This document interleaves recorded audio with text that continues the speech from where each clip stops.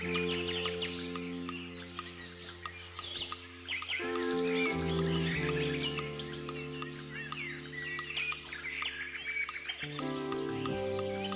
la lisière d'un bois, glacé de silence hivernal, hanté par le rouge-gorge solitaire, de menus cris de souris fins et pressés un peu vibrants se rapprochent.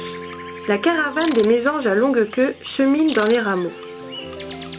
Affairées à les visiter dans tous leurs angles et recoins, se rappelant sans cesse pour rester ensemble, elles ne peuvent tenir en place. Minuscules fléchettes de plumes, elles gagnent d'un vol hésitant et léger le bosquet ou la haie la plus proche sur l'itinéraire de la tournée. Reconnaître cet oiseau n'offre aucune difficulté. La très longue queue, les petites ailes rondes, l'exiguïté de cette boule de plumes soyeuse composent une silhouette unique. Il n'est même pas besoin de distinguer le blanc, le brun noir et le rose de son plumage pour le déterminer.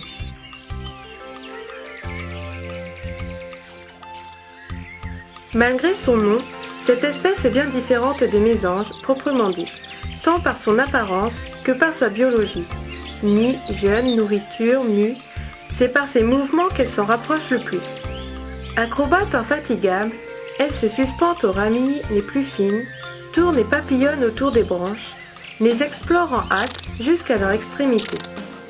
Son activité saccadée, fébrile même, ne connaît guère de repos qu'à la nuit.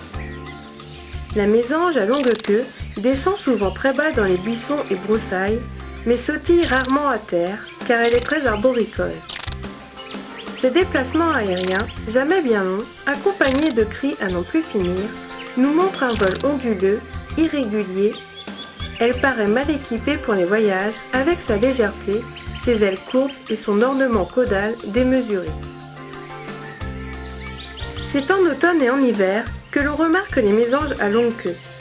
Par compagnie de 6 à 15 individus, ou même jusqu'à 30 à 50, elles vagabondent aux lisières des bois, le long des haies, dans les parcs, et suivent les arbres jusqu'à l'intérieur des villes.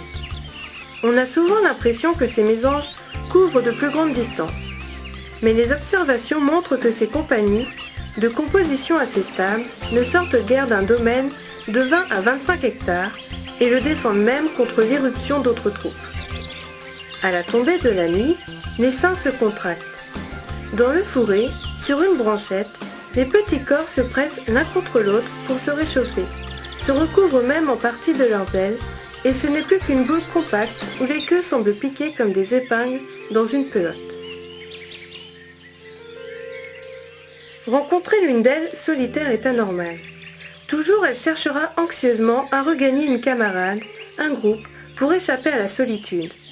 L'activité et la sociabilité de ces oiselets, leur caractère doux et paisible, attirent souvent d'autres espèces aimant leur compagnie. Ainsi s'agrègent les rondes. La nourriture consiste en insectes de petite taille, pucerons, chenilles, coléoptères, lépidoptères, de leurs œufs et de leurs larves. Les araignées sont aussi capturées. Pour les substances végétales, on a signalé peu de choses, quelques graines et des fragments de bourgeons.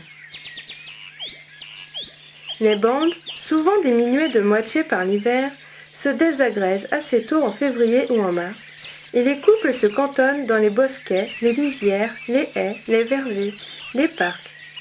Partout où les arbres et les buissons sont assez nombreux, tout en laissant pénétrer la lumière. Dans les grands massifs boisés et en montagne, l'espèce se raréfie passablement au-dessus de 1000 mètres. Les territoires des couples nicheurs semblent se superposer en partie et se situer dans le domaine parcouru à la mauvaise saison par le groupe dont ils sont issus.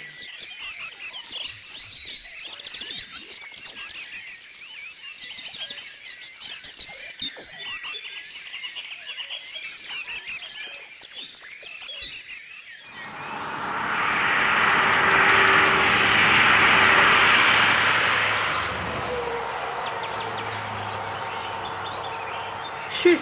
Elles se sont installées entre une voie express et cette petite ligne de chemin de fer.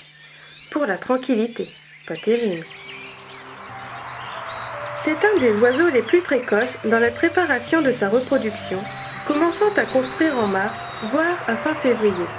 Il est vrai que l'édification complète d'un nid demande en moyenne 18 jours. 14 à 20 jours ou même 6 semaines, la moitié du temps pour la paroi externe, le reste pour le revêtement intérieur. Mâles et femelles y travaillent, cette dernière s'occupant davantage d'incorporer au nid les matériaux apportés. Leurs allées et venues régulières, sans précaution et suivant les mêmes parcours, désignent aisément l'emplacement choisi. C'est un joli spectacle de voir une mésange arriver avec une grande plume blanche et molle au bec et attendre que sa compagne ait terminé pour prendre son tour.